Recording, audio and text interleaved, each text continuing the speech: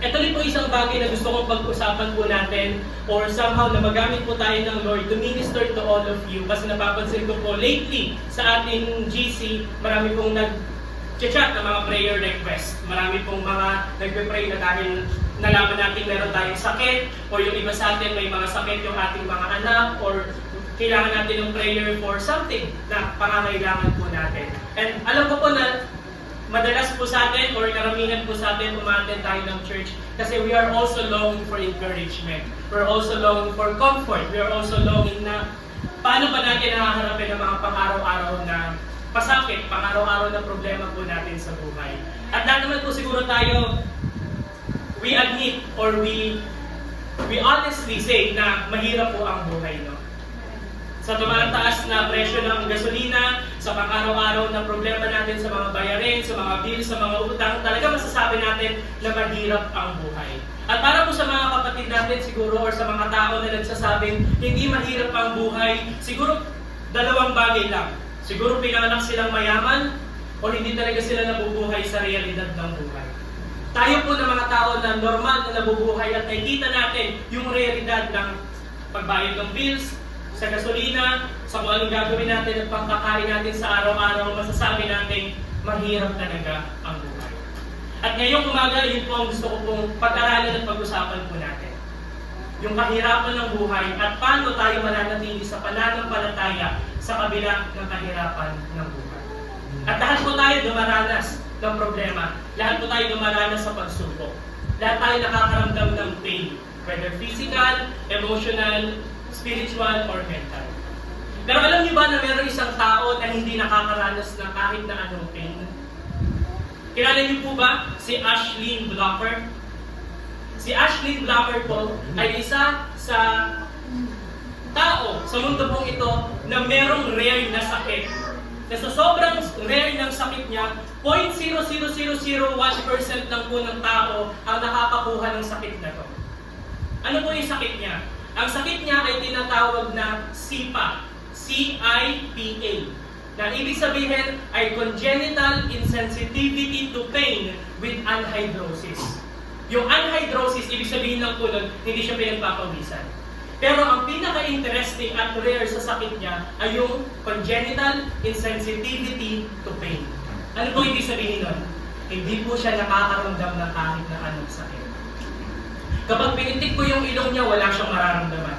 Kapag pinitik ko yung tenga niya, wala siyang mararamdaman. Kapag tinadyakan ko siya sa tiyan, wala siyang mararamdaman. Astig, no? Siguro yung mga bata po sa atin, inisip, sana may ganito akong sakit. Para pag pinalo ko ni mami, ni daddy, hindi ko mararamdaman. Kahit sinturon yan, kahit tsinelas yan, hindi ko mararamdaman. Ganun po ang sakit ni Ashlyn Blocker. Hindi po siya nakakaramdam ng kahit na anong pain. Pero ito ang twist. Hindi po siya exempted sa consequence. Ano po example? For example, naglalaro siya sa playground, nakatapak siya ng pako, wala siyang mararamdamang sakit. Pero hindi siya exempted sa infection na pwede niyang makuha. Nakasunod po? For example, malagay niyo yung kamay niya sa gas stove, tapos magapoy, masunod yung kamay niya, wala siyang mararamdaman. Pero hindi exempted yung kamay niya sa pagkasunog. Nakasunod po? Ganun po yung sakit ni Ashlyn Blocker. Wala siyang nararamdamang sakit pero hindi siya exempted sa consequence. At dahil sobrang rare po ng sakit ni Ashlyn Blocker, yung mga news outlet ay in-interview yung parents ni Ashlyn Blocker kasi sobrang rare niya itong sakit na to. Again, parang sa 6 billion na katao, isa lang ang makakakuha nito. At in-interview yung parents ni Ashlyn Blocker at yung interviewer sabi dun sa parents niya, ano po ang panalangin ninyo para sa inyong anak? Ayun yung tanong ng interviewer. Ano po ang panalangin ninyo sa inyong anak? At sabi ng mami ni Ashlyn Blocker, ang tanging panalangin ko lamang sa aking anak, Lord, help my child feel pain. Lord, bigyan niyo po ng sakit ang aking anak. Tulungan niyo po siya na makaramdam ng sakit. Ano po matututunan natin dito? Na sa ating pag-iisip, we are finite. Marami po tayong hindi naiintindihan sa buhay. Pero naiintindihan natin na kapag puro saya lang ang buhay, there's something wrong. Kapag wala po tayong problema, hindi tayo dumadaan sa tribulation, hindi tayo dumadaan sa mga testing ng ating pananampalataya, maybe, there's something wrong. At dito matututunan natin sa buhay ni Ashlyn Blocker, no matter how painful, pain is necessary. Kahit masakit na dumaranas tayo ng problema, kailangan natin ng problema. Kahit minsan inconvenient at ayaw natin ng mga testing ng faith natin, ng mga tribulations na pinagdadaanan natin sa buhay, kailangan po natin sila. No matter how painful, pain is necessary. Meron pa po kayo isang ikukwento sa inyo. Kilala niyo po ba si Rainiel? Si Rainiel po isang matalik kong kaibigan, napakagwapo niya po yan. Kung sa mga nakatin po ng Love Banquet, si Rainiel po isa sa ating mga guest singers. Si Rainiel po isang Christian at matagal na po namin siyang kaibigan simula high school pa at hanggang ngayon kaibigan pa rin po namin. At kapag nabibigyan po kami ng opportunity na free po yung mga schedule namin, meron din po kami mga fellowship sa mga high school friends namin. At isa po si Rainiel sa ginamit ng Lord para matuto ko ng isang bagay. Kung makikita niyo po si Rainiel may dalang gitara. Si Rainiel po ang aming song leader kapag nagkakaroon po kami ng fellowship. Siya po ang nag-lead sa amin magpaawit, magpakanta. At dahil magaling din siya tumugtog or talaga may passion din siya sa music, isa po sa mga shinare sa amin ni Rainiel nung nagkakaroon kami ng fellowship, sabi niya, hindi niyo ba napansin na parang kapag masaya yung music, kapag masaya yung inaawit namin, mabilis yung strumming, mabilis yung plucking ng gitara, ang bilis ng pacing ng kanta, sabi ni Rainiel parang ang bilis lang. Parang kapag masaya yung music, parang ang bilis lang ng pacing ng kanta. And then kapag mabagal naman yung kinakanta natin, mabagal yung strumming, mabagal yung plucking, napakabagal ng kanta. Kahit na anong gawin natin, kahit 3 minutes lang yung kanta, kapag sobrang bagal niya, parang ang tagal-tagal. And ang sabi ni Rainiel, parang ganun din sa buhay, no? Kapag sobrang saya natin, parang ang bilis lang ng buhay. Pero kapag meron tayong problema, napakabagal ng buhay.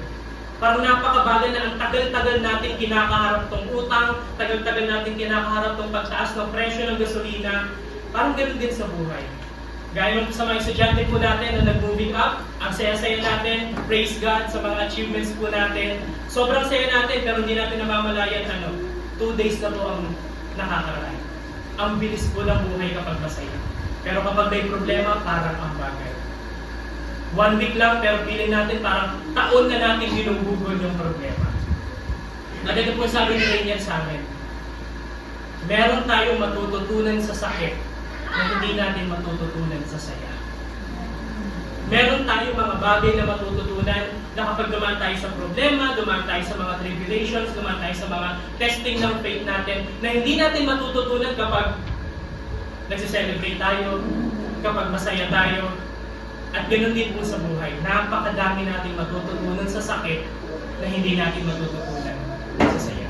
At yan po ang gusto ko pong pag-usapan natin sa umaga po ito. Alam ko po nandito iba sa atin na pupunta po tayo dito sa church. We are longing to be ministered. We are longing to be encouraged, to be prayed. And I would like na sa umaga po ito, sa pag-uusapan po natin, to minister to all of you. Meron po tayong mga dinadala lahat. Humingiti lang tayo na ikipagkamayan po tayo, pero I know meron po sa atin dinadalang problema. Nalugi tayo sa negosyo, hindi tayo natatanggap sa trabaho, hindi natin alam kung saan tayo patungo sa mga estudyante natin, kung ano mangyayari sa buhay natin next chapter. Or yung iba sa atin, maraming problema, maraming bayarin, may nagkasakit sa pamilya. And I would like na this morning, meron po tayong matutunan when life goes wrong. At pag-usapan po natin sa umaga nito, kilala niyo po si Job? Hindi po siya yung pag-usapan nito. Pag-usapan po natin si Elijah. Sino ba si Elijah? Bigyan ko lang po kayo ng context at background sa buhay po ni Elijah. Ang ibig sabihin po ng pangalan ni Elijah, Yahweh is my God.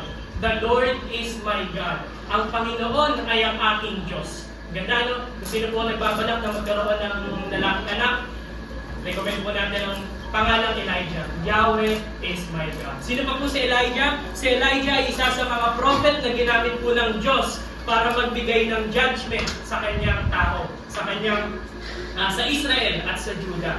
At si Elijah po ay kilala sa boldness at sa miracles. Nagbuhay siya ng isang anak, ng isang bata, at nagtawag siya ng apoy mula sa langit. Mamaya pag-usapan po natin. Pero yan po ang background ni Elijah.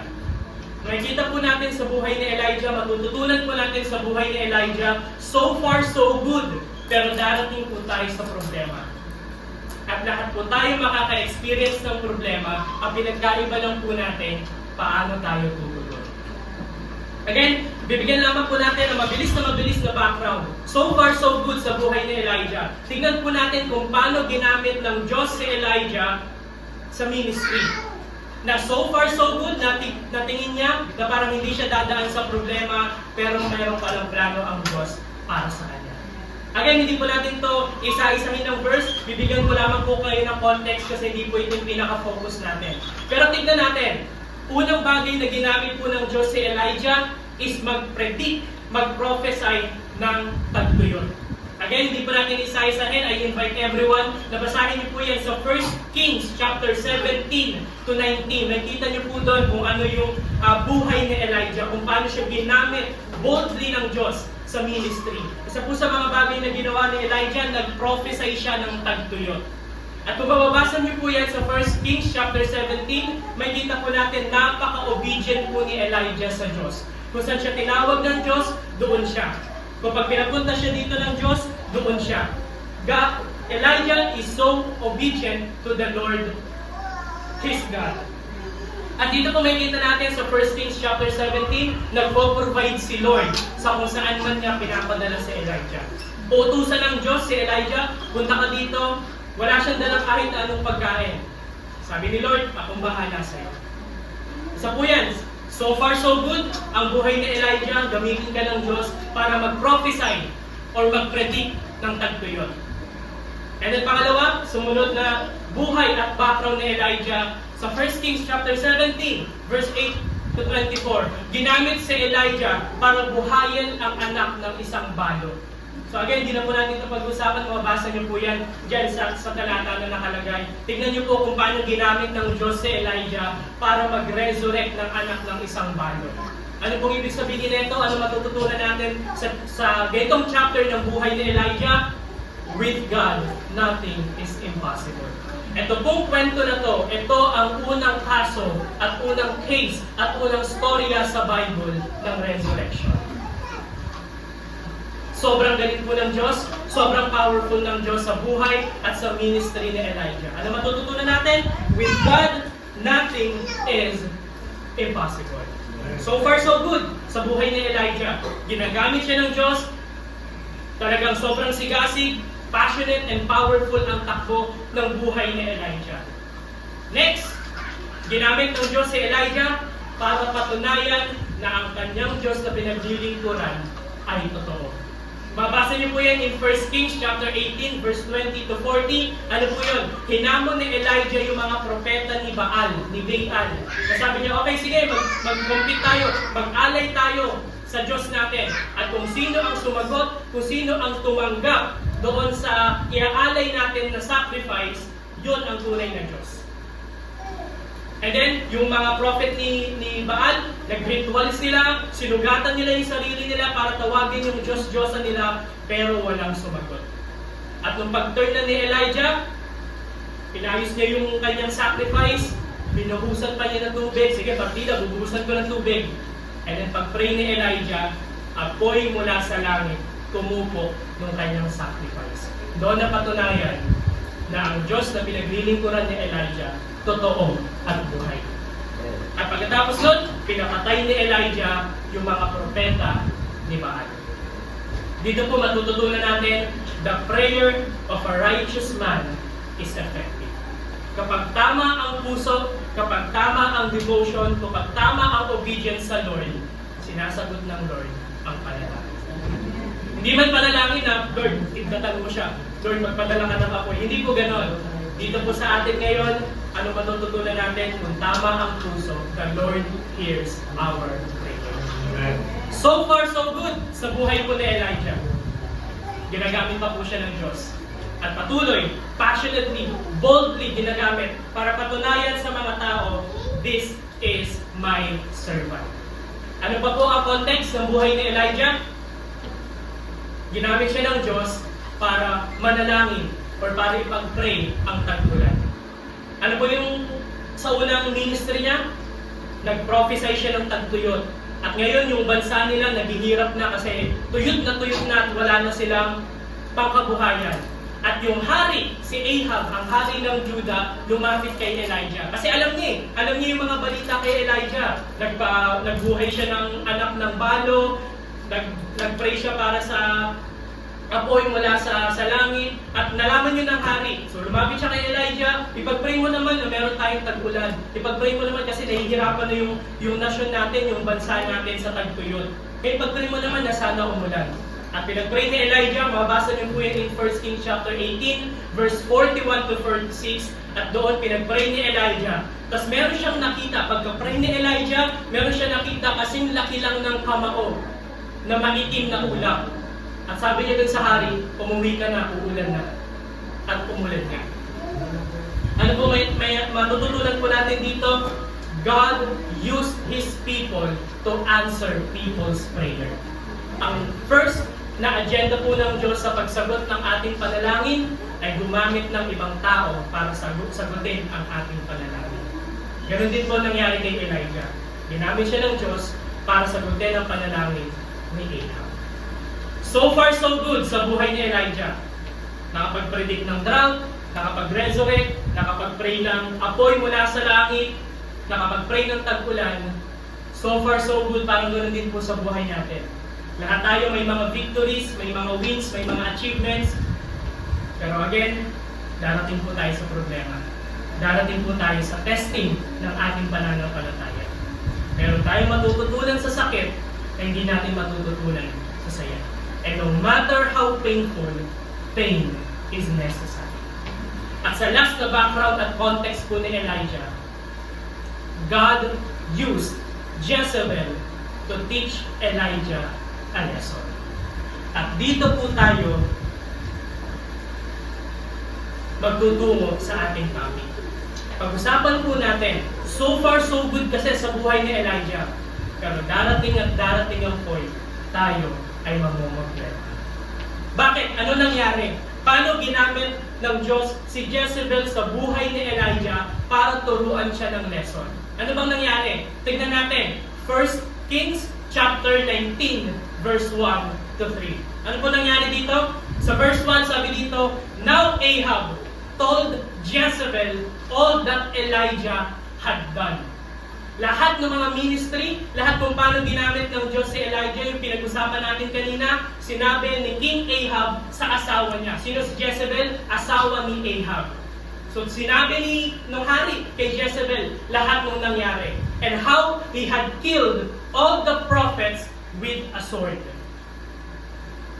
Sinabi rin ni Ahab kung paano pinapatay ni Elijah yung mga prophet ni Baal. Kaso ito ang problema. Yung mga propeta ni Baal, propeta din ni Jezebel. Meron siyang connection doon. Bakit? Kasi yung Diyos na sinasamba nung mga propeta na pinapatay ni Elijah, yun din ang Diyos-Diyosa na sinasamba ni Jezebel.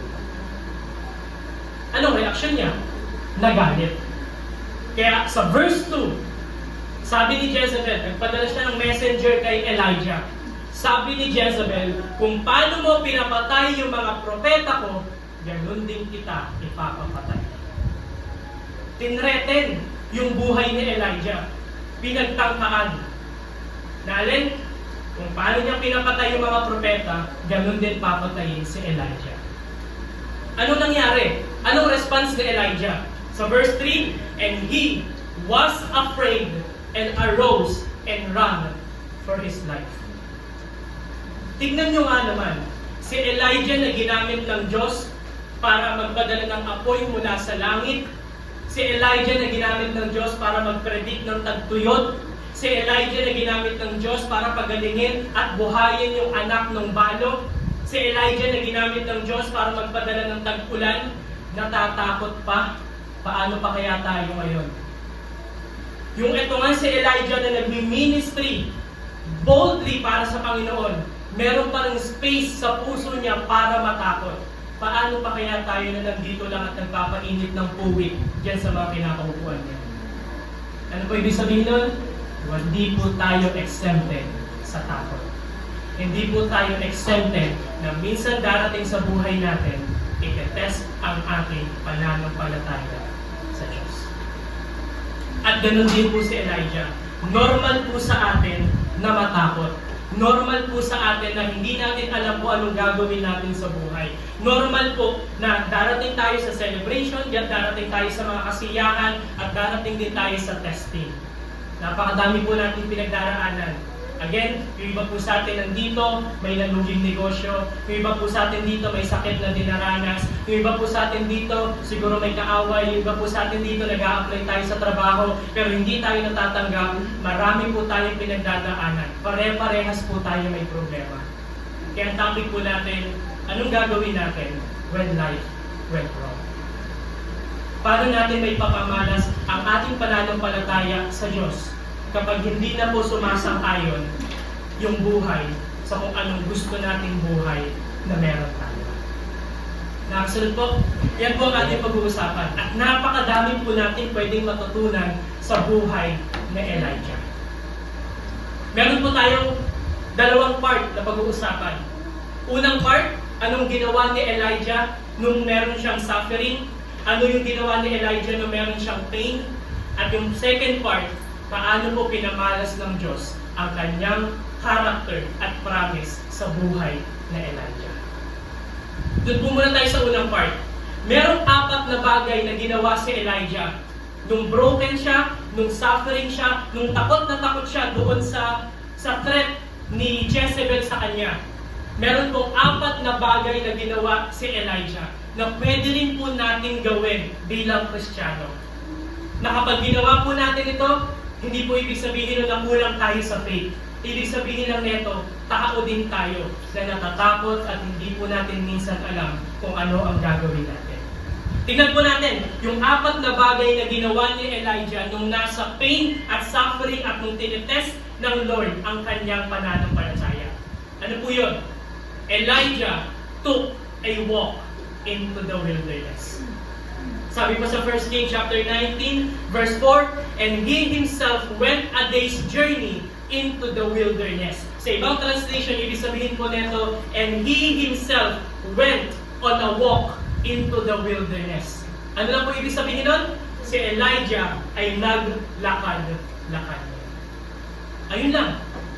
Meron siyang problema, natatakot siya sa threat ni Jezebel sa kanya, hindi niya alam kung anong gagawin niya. Ang ginawa ni Elijah, naglakad lang. Naglakad lang. Literal na naglakad lang siya. Papalayo sa Jerusalem. Papalayo sa kung ano yung mission sa kanya ni Lord. At ganun din po sa atin. Isa sa mga practical na pwede po natin gawin kapag may problema tayo, maglakad-lakad po tayo. Ano ba ibig sabihin nito? Ayan, verse na yan, hindi po yan basta kinukwento lang na naglakad si Elijah.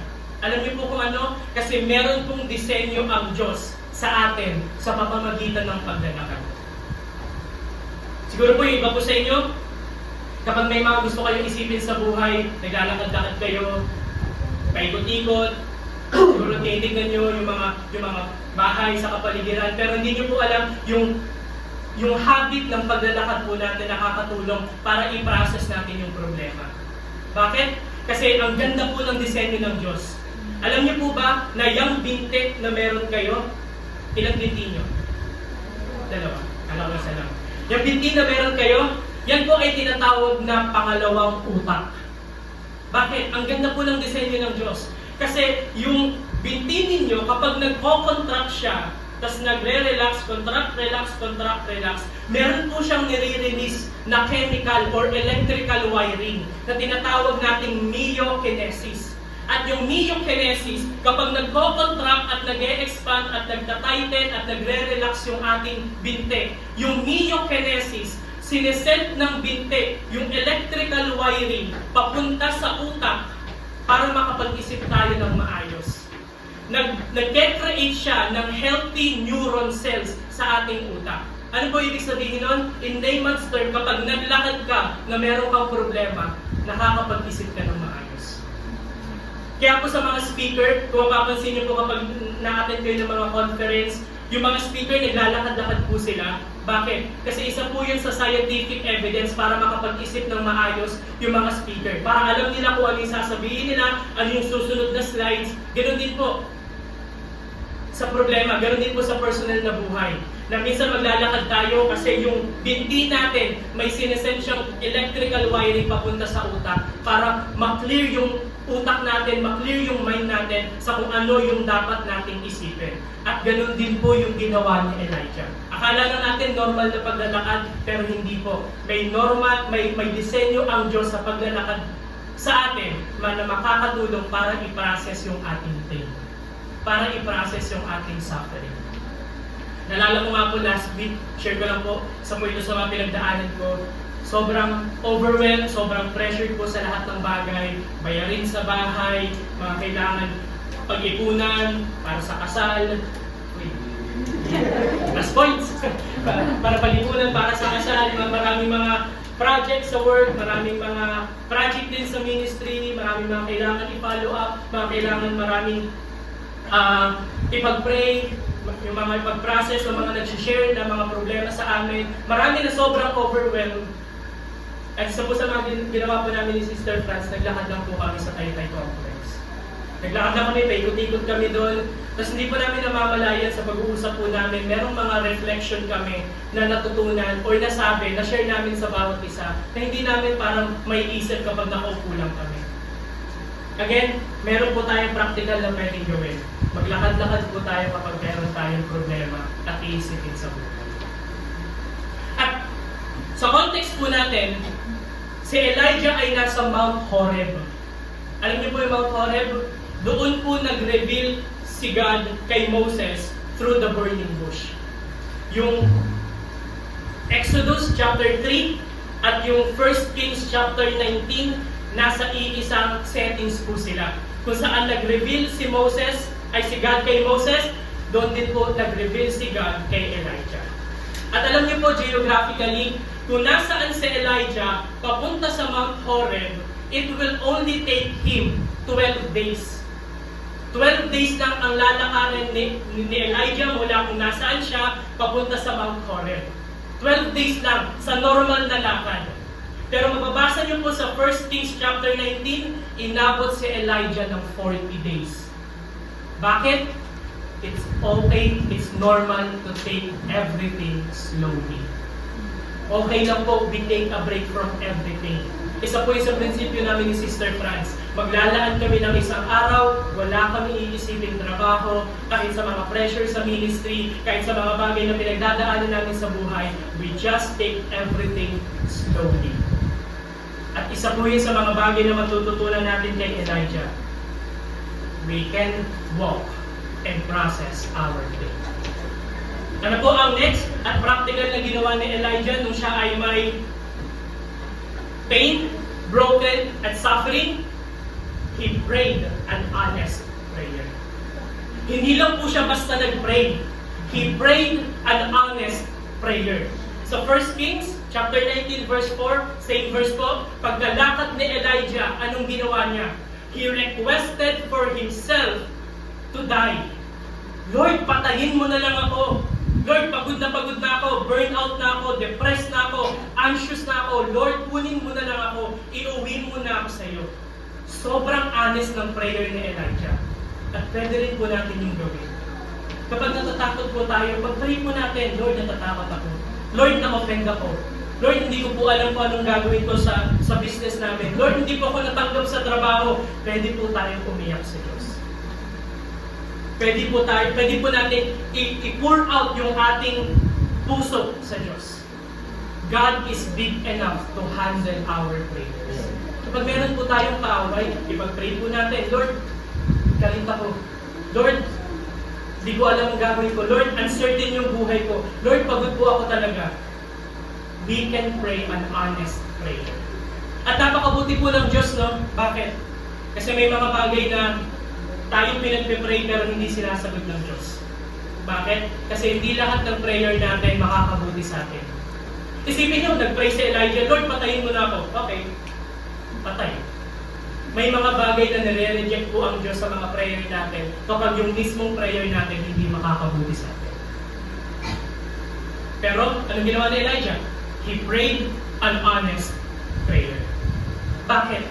Alam na ni Lord kasi yung puso natin eh. Alam na ni Lord kung ano pinagdadaanan natin. Hindi natin kailangan maging performative sa prayer. Na Lord, ganito ako, Lord, ganito. Lord, thank you for the encouragement. Thank you, Lord God, for your word. Thank you, Lord, for your promise. Kasi minsan, ang expectation po natin sa prayer dapat laging positive eh.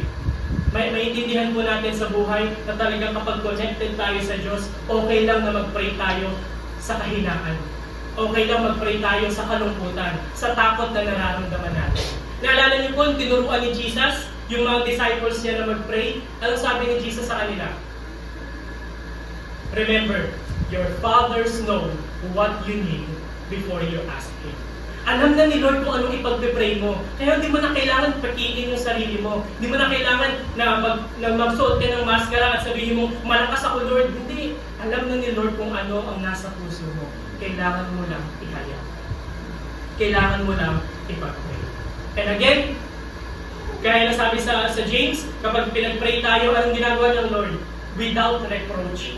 Hindi naman po niya tayo sisisihin. Ikaw kasi ganito ka eh. Ikaw kasi tigas na ulo mo. Ikaw kasi hindi ka sumusunod sa akin. Hindi po ganon. Sinabi ni James, kapag nag-pray tayo sa Diyos, He will give us what we need without reproach. Nang walang pagsisisi. Dahil walang pagbibintang. Na hindi po tayo sasabihin ng Lord na mga masasamang bagay kapag hinayang po natin yung sarili natin sa Kanya. Bakit? Because He is our Heavenly Father.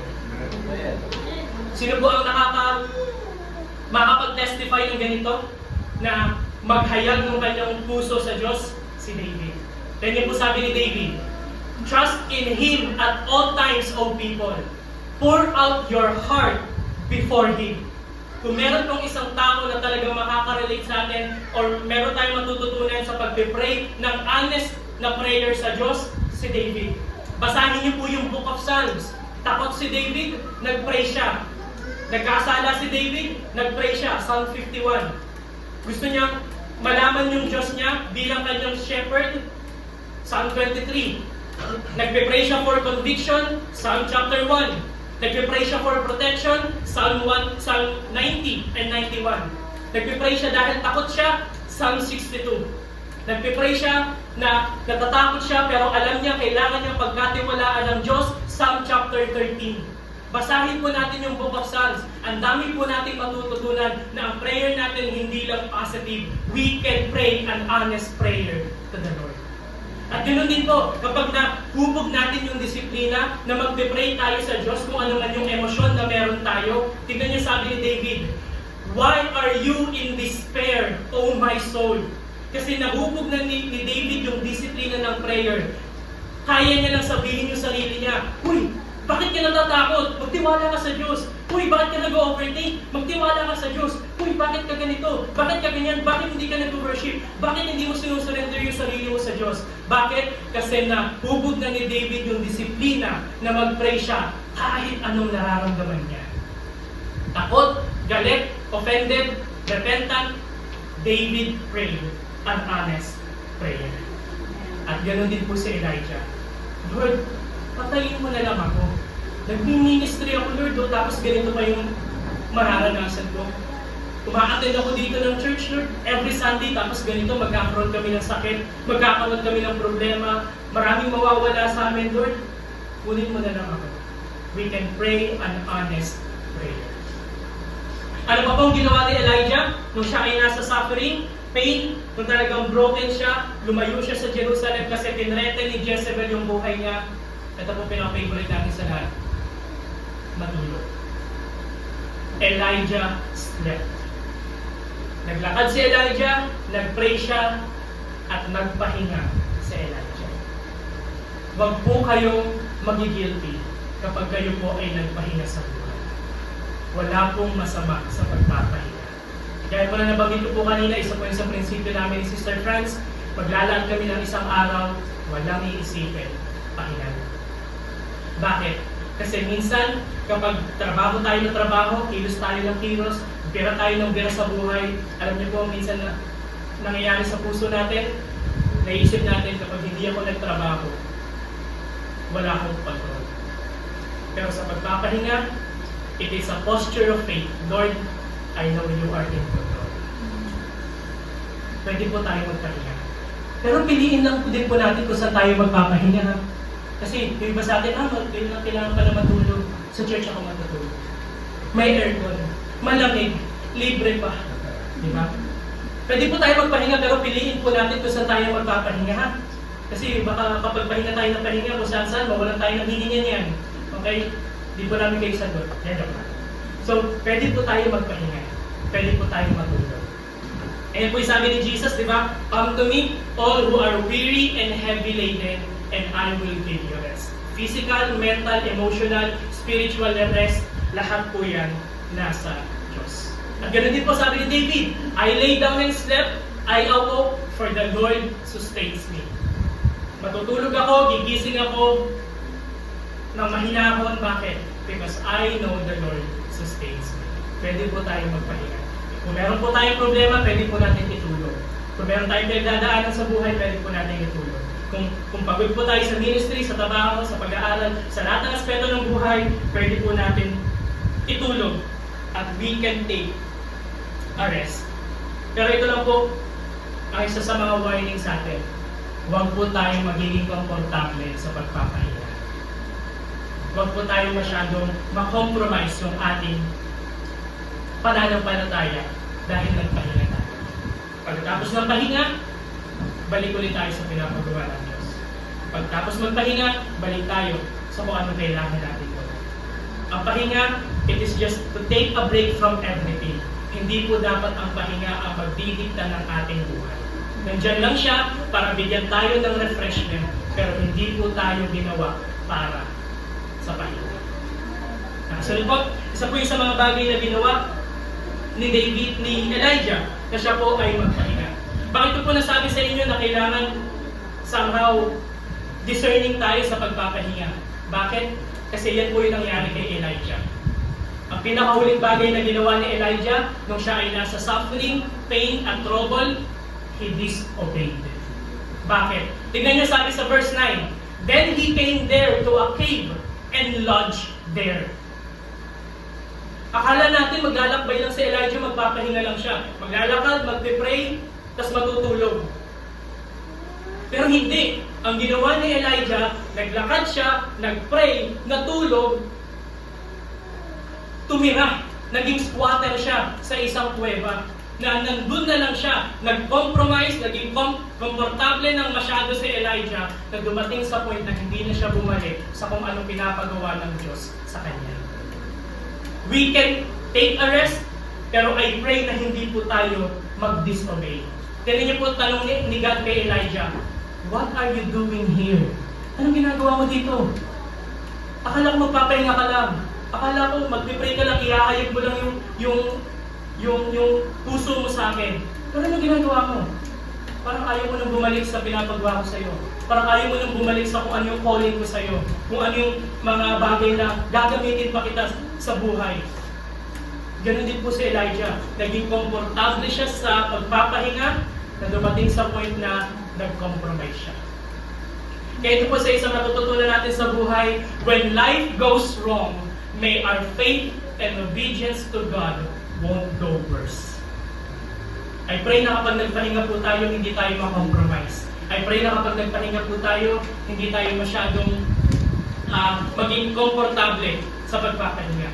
Kailangan po natin bumalik sa kung anong pinapagawa ng Diyos. Kaya ano pong disenyo? Sabi sa Exodus, 6 days magtrabaho, isang araw pahinga. Hindi sinabing 6 days pahinga, isang araw lang ang trabaho. Hindi po. Again, may pinapagawa ang Diyos sa atin. Maging discerning po tayo sa pagpapahinga. Kasi lahat naman tayo dadaan sa problema eh. All of us experience pain. Ang pinagkaiba lang natin yung tugon na gagawin natin sa pain.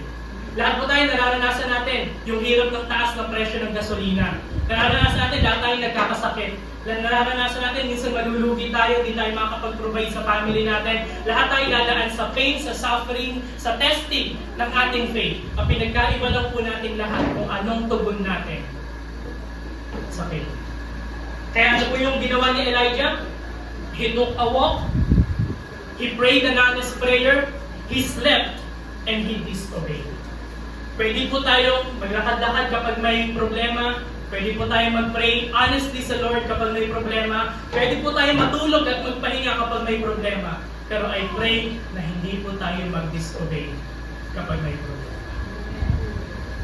Again, yan po yung mga bagay na ginawa ni Elijah nung tinreten ni Jezebel yung kanyang buhay. Pwede po natin ito gawin practically. Pero ito ang tanong. Bakit nga ba kasi nag-aalaw si Lord ng problema? Hindi niyo po ba naisip yun? Hindi niyo po ba natanong? Or maybe kapag dumating po kayo sa point na sobrang lala at sobrang bigat ng problema, bakit ba kasi ako, Lord?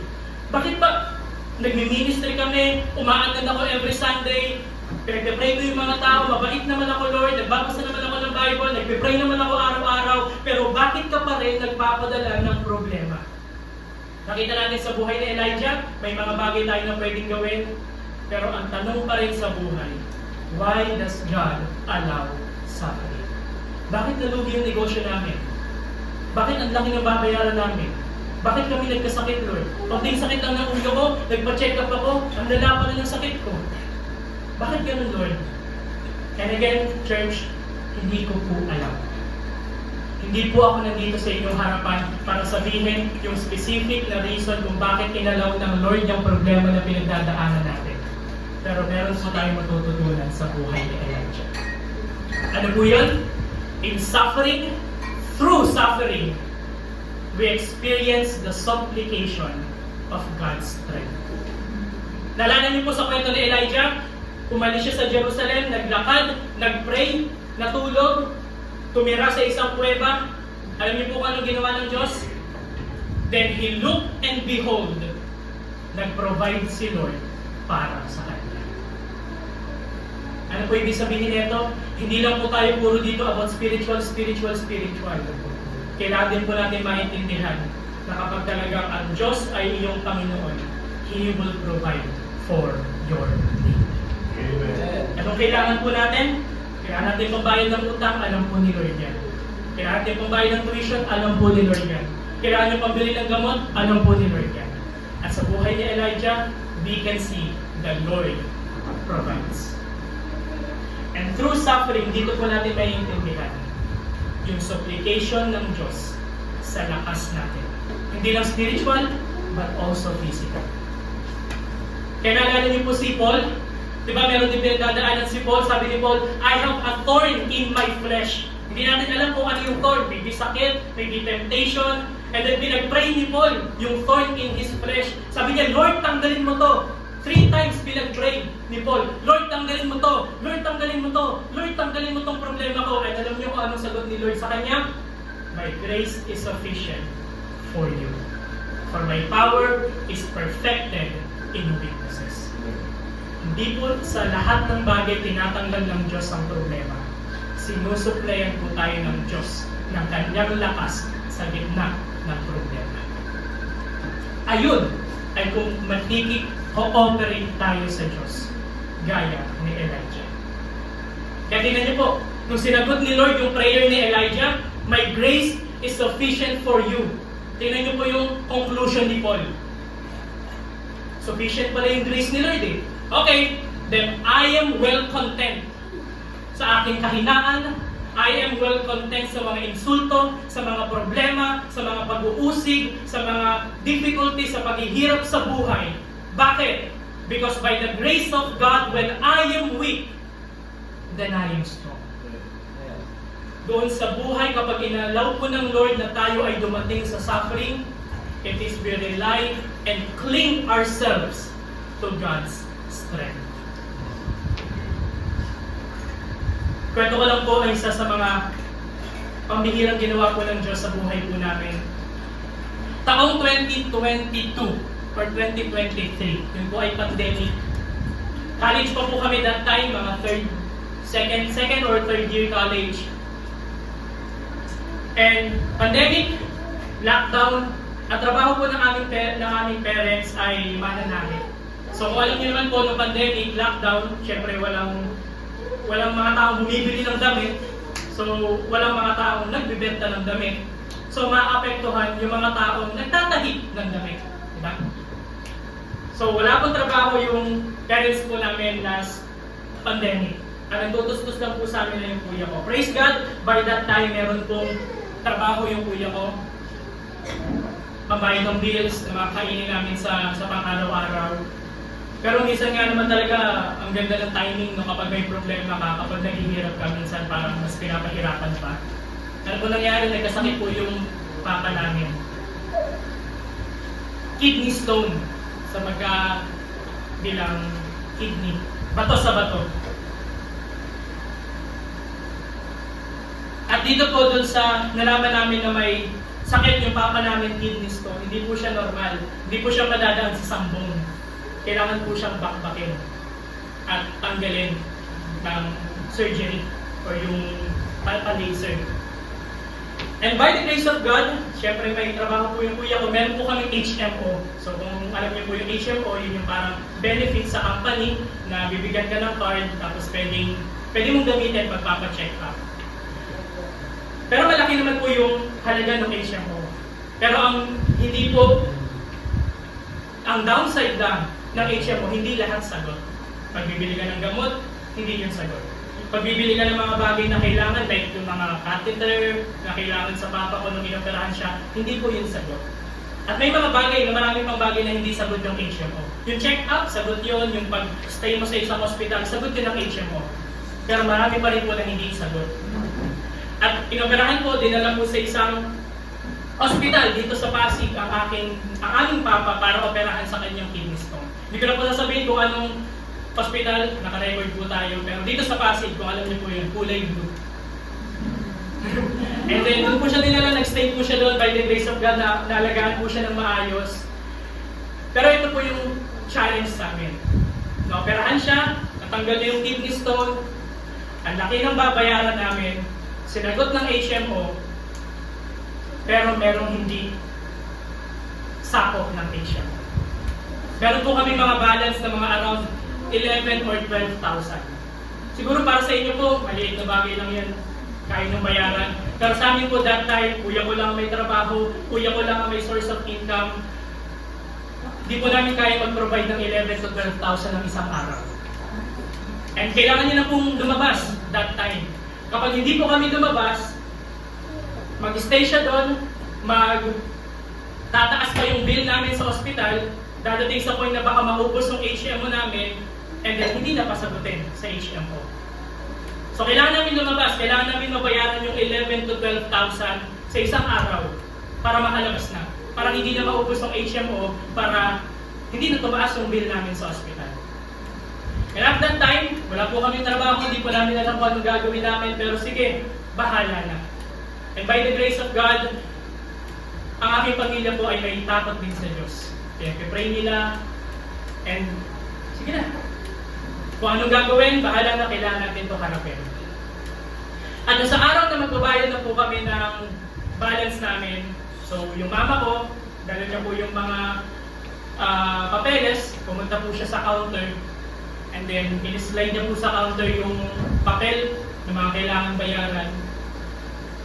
Tinignan ng counter, at sabi ng counter, ma'am, may balance po kayo na 11 to 12,000.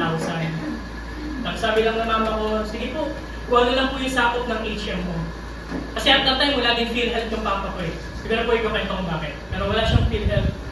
And sabi ng mama ko, sige, kung ano lang po yung kaya. Kung ano po yung balance, babayaran na lang po namin kapag may pambayad na kami.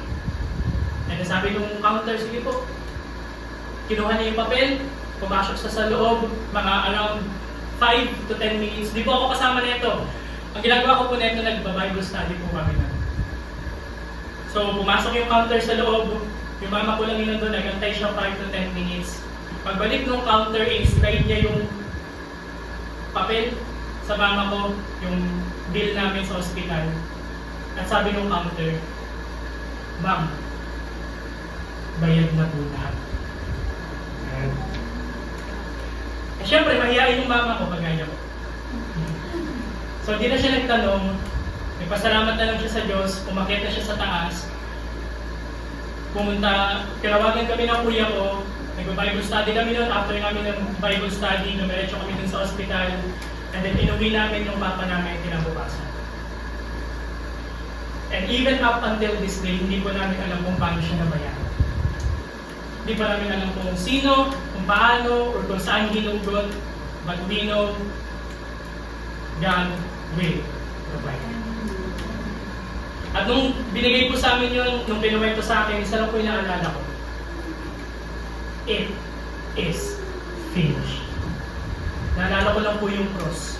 Tapos saan sinabi ni Jesus, tapos na ang lahat. Pero hindi po ibig sabihin na exempted tayo sa problema. Sa perspective niya, tapos na. Sa atin, pagdadaanan pa natin. Ano kailangan natin gawin? Lumapit sa Kanya. God knows what we need. And He provides what we need. Ito lang po alam namin, up until now, He who promised is faithful. At isa rin po yun sa bagay, hindi ko po alam kung bakit meron po kayo mga pinagdadaanan sa buhay, yung mga reason ng problema ninyo, but this is what we know. God supplies His strength. Ano pa pong matututunan natin sa buhay ni Elijah? The sufficiency of God's grace. So nasa kuweba si Elijah. Nag-pray siya, kinausap siya ng Diyos. Naalala niyo po, tinanong siya, anong ginagawa mo dito, Elijah? Then nag-pray si Elijah, ganito kasi nangyari, ganito. Naging ministry ako, ganito. Ginagamit mo ako, pero ganito. And sabi ni God, tayo ka dun sa kuweba. At ito po nangyari. Nagpakita, biglang may isang malaking hangin. Binasag yung isang bundok. But the Lord was not in the wind. And after the wind, there was an earthquake. Biglang lumindol. Pero the Lord was not in the earthquake. After the earthquake, after ng lindol, may apoy. Pero wala ang Diyos sa apoy. At pagkatapos ng apoy, there came a gentle whisper. Ano po ibig sabihin nito? Hindi po natin mahahanap ang Diyos sa mga malalaking revelation, sa mga malalaking manifestation na kailangan bulag ako, bukas makakita na ako. Pilay ako, bukas makakalakad na ako. Minsan, ang kilos po ng Diyos in the ordinary, normal life. Ang gentle whisper ng Diyos is nagsasabing, huwag kang makinig sa ingay ng mundo, dito ka sa presensya ko. Yun po'y matututunan natin sa buhay ni Elijah. A gentle whisper that says, be still and know that I am God. Marami po tayong problema sa buhay, kilalanin po natin ang Diyos who is above every problem. Bibilisan ko na po ng konti. Ano pa yung matututunan natin through suffering? The sovereignty of His power. Pagkatapos nung marinig ni Elijah yung gentle whisper ng Diyos, amazing. Sinagot po ng Diyos ang prayer ni Elijah. Sabi ng Diyos, yet I will leave 7,000 in Israel, and all the knees that have not bowed to Baal, and every mouth that has not kissed him. Bakit yan ang sagot ng Diyos kay Elijah? Kasi ang prayer ni Elijah sa Lord, Lord, mag-isa na lang ako. Hindi ko na alam kung anong gagawin ko. Ako na lang yata yung propeta na ginagamit mo dito sa Israel, sa Judah. At hindi ko to kayang gawin. Ang sagot ni Lord sa kanya, meron pa na makakasama. Meron pa akong pre-reserve na makakasama mo sa pag-ministry. Na makakasama mo sa realidad ng buhay. Ano pong ibig sabihin nito? The sovereignty of God's power. Kapag meron tayong problema, kumikilos ang Lord behind the scene. Kahit hindi natin nakikita, kahit hindi natin nararamdaman, kahit walang goosebumps, kumikilos ang Diyos. Tulog ka, gising ka, kumikilos ang Diyos. Nagpipray ka, or minsan hindi ka nagpipray, kumikilos ang Diyos. Umiiyak ka, tumatawa ka, or kahit kung paano mo man i-deal yung problema mo, kumikilos ang Diyos. Through suffering, we see the sovereignty of God's power. Napakarami pong milagro, miracle, at mga bagay na ginagawa ang Diyos. Kailangan lang po natin, again, be still and know that He is God. Kaya nga po sabi ni Joseph, you meant evil against me, but God meant it for good. Napakadami po nating mga kaaway, napakadami po nating problema, and all it takes is evil against us. Pero makapangyarihan po ang Diyos. He meant it for good. Again, church, hindi ko po alam kung ano po pinagdadaanan nyo, at hindi ko rin po alam kung bakit yan ang pinagdadaanan nyo. But through suffering, we see the supplication of God's strength, the sufficiency of God's grace, and the sovereignty of God's power. Hindi ko po alam kung bakit kayo may problema, pero ito lang po ang alam ko. Buhay ang Diyos sa gitna ng problema. Be still and know that He is God. At dito na po ako magtatapos. Kilala niyo po ba si Annie Johnston Flint? Medyo makaluma po yung picture, no? Pero kasi matagal na talaga yan. Si Annie Johnston Flint po ay isa sa mga tao na laki-laki ng mga pinagdaanan, ang daming mga pain, problema, mga suffering. Bakit? Ano pong kwento ni Annie Johnston Flint? Si Annie Johnston Flint po ay isang namatay po ang kanyang parents nung siya ay bata pa, mga 5 or 7 years old. At dahil namatay yung parents ni Annie Johnston Flint, wala po siyang pupuntahan kundi alin? Ampunan. At sa mga oras po na yun, sa mga time nila dati, mga 1890, 1901, hindi po normal or hindi po madali ang maging ampon. Kasi dati wala pa naman pong batas sa pag-aampon or wala pang masyadong maayos na sistema sa mga ampunin. Pero dati, kapag ampun ka, ikaw yung pinakahuling priority sa family. Ganun po sa kanila dati. So, ang buhay po ni Annie Johnston Flint, namatay ang parents, pinaampon, at hindi po naging madali ang kanyang buhay. Hindi pa yun. Nagkasakit siya during her mid-20s. Siya po ay nagkasakit na rheumatoid arthritis. Ano po yung rheumatoid arthritis? Yun po ay sakit sa joints. Yun po yung kapag nagkasakit ka, mag-twist lahat ng pwedeng may joints, sa kamay, sa braso. So nakaganyan po siya, and then sobrang sakit po nun. Para kang may gout times 10. Parang ganun po yung rheumatoid arthritis. At hindi lang siya basta yung sumasakit ng yung joints mo, pero talagang nag-twist yung kanyang mga buto. At hindi lang yon. Pagdating niya, kasaktuhan ng kanyang 30th birthday, hindi na siya makalakad. Bakit? Dahil sa kanyang sakit. Araw-gabi, hindi siya nakakatulog na maayos kasi masakit po yun, yung joints. Kung sino po dito may gout, huwag na po kayo magtaas ng kamay, pero alam ko pong masakit yun. Ganon din po sa kanya. By her 30th birthday, disfigured na siya, twisted na yung mga kamay niya, hindi siya makatulog ng maayos kasi sa discomfort at sa pain na nararanasan niya. Pero ito po ang magaling. By the grace of God, mas nakilala at mas napalapit si Annie Johnston Flint sa Diyos na sinasamba niya. Ampun siya, may sakit, pero ito po ang hindi alam ng karamihan sa kanya. Siya po ay isang hymn writer. Nagsusulat po siya ng kanta. At sa lahat ng mga sakit na pinagdaanan ni Annie Johnston Flint, ito po ang sabi niya. He giveth more grace when the burden grows greater. He sendeth more strength when the labor increased. To add affliction, He addeth His mercy. To multiply trials, He multiplies peace. When we have exhausted our store of endurance, when our strength has failed and the days are half done, when we reach the end of our hoarded resources, our Father's full giving has only begun. His love has no limit, His grace has no measure, His power has no boundaries known unto men. For out of His infinite riches in Jesus, He giveth and giveth and giveth again. Church, hindi ko po alam kung bakit po tayo may problema or kung bakit inalaw po ng Diyos ang ating mga problema. But in the riches of God in Jesus Christ, He giveth and giveth and giveth again. Alam niya po ang pangangailangan mo, and He will provide it. The strength, the grace, and the power. Be still and know that He is God. Alam po natin yung Philippians 4:13. I can do all things through Christ who gives me strength. Pero alam niyo po yung context nun? Verse 13, baba kayo ng context. Verse 19. Ano pong sabi ni Paul? And my God will supply all your needs according to His riches in glory in Christ Jesus. Sa yaman ng Diyos kay Kristo Jesus, ipoprovide niya ang kailangan mo. Kapag kailangan mo, siya ang bahala.